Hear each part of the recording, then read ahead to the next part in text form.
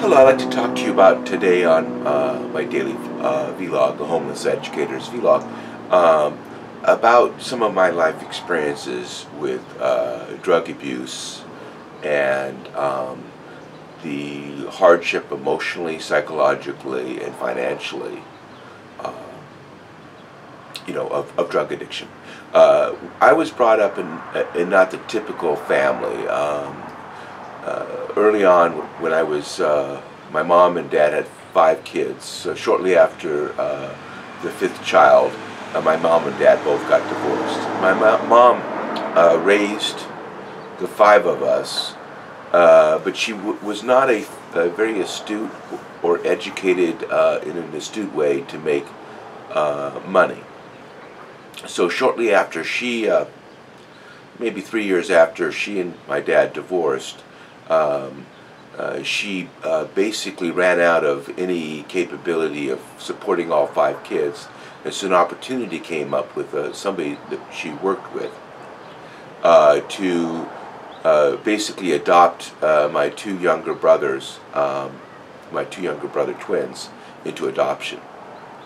And then shortly after that, now she had 3 children that she's supporting, and she eventually, between waitressing and she eventually moved towards prostitution to support her family. And during that process, she also became involved in the use of drugs. And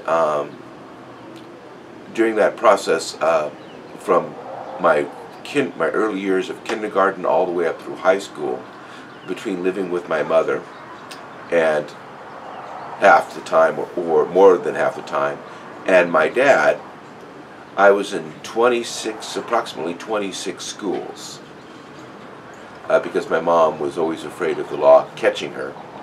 And so we knew when we were moving, when she threw out a bed sheet on the floor and started throwing things into it. We just, oh, we're moving. And so I was learning some things, and in tomorrow's vlog I'll go about how moving around 26 times changed my sociological and educational capabilities and lack of. Anyway, during my drug abuse, not during my mom's drug abuse, early on when I was in maybe fifth or sixth grade, she would introduce me to marijuana. And I'm the oldest of 5 siblings, and I had developed my own mind by this time in my life. And I said, no, Mom, I'm not interested in smoking marijuana. Now, that did prevent me from getting contact high with all of the marijuana that she smoked. But I resisted my mom. And I watched people around me and her friends and associates that used drugs, and I saw what they had to do to support their habit. It was rather really expensive. And because I became, it was my normal. Later on in life, when I became a young adult, and even later on an adult, when somebody had a drug use,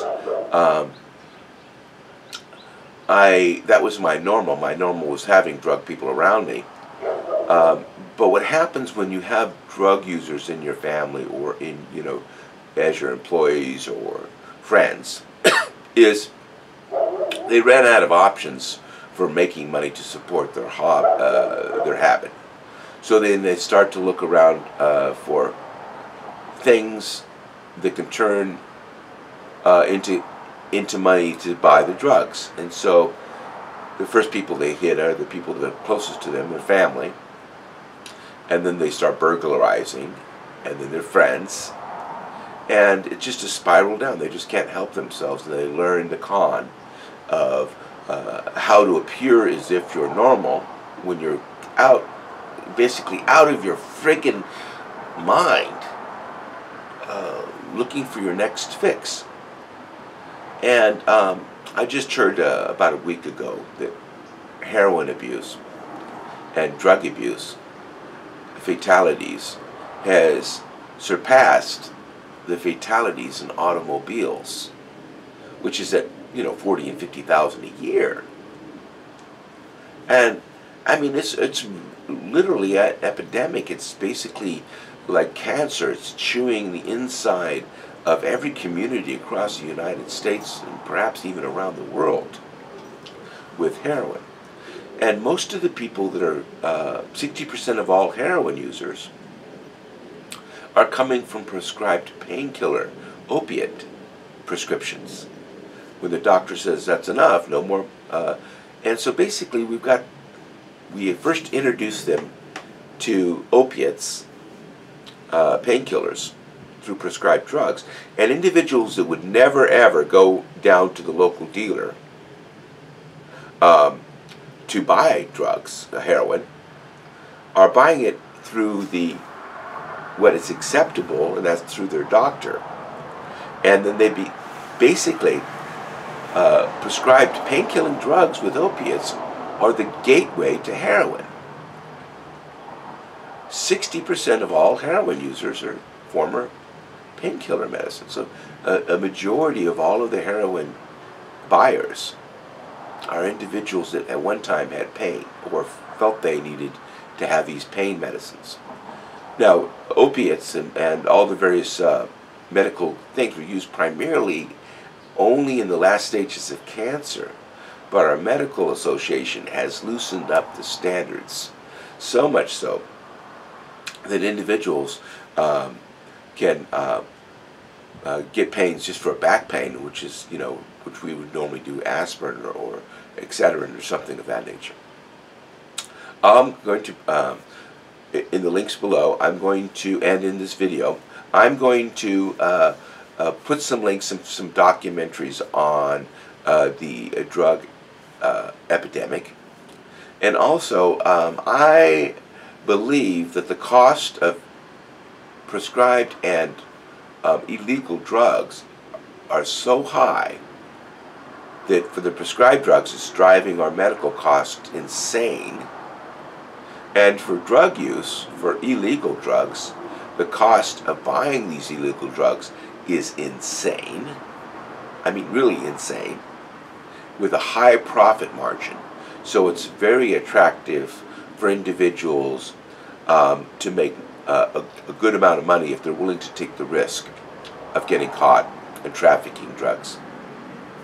I believe that the only way we're going to solve a good portion of our economy's problem, and that is incarcerating, the cost of incarcerating drug traffickers and users, is bankrupting our country, and is taking people that could be working and putting them into an area where they're not working, and basically being a drag on our society.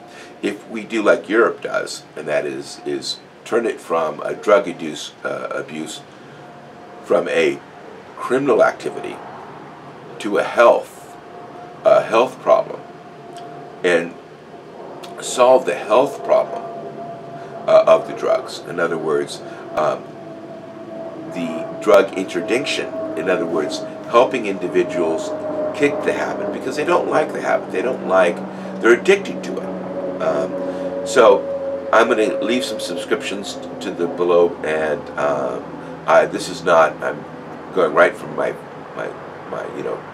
thoughts, and so they're not, well organized and scripted out like a script. So I apologize in advance, but I have personal life experience of having many family members that have gone through treatment, and even members of my family, my mother and my dad, dying as a result of the drugs and alcohol and the whole addictive process.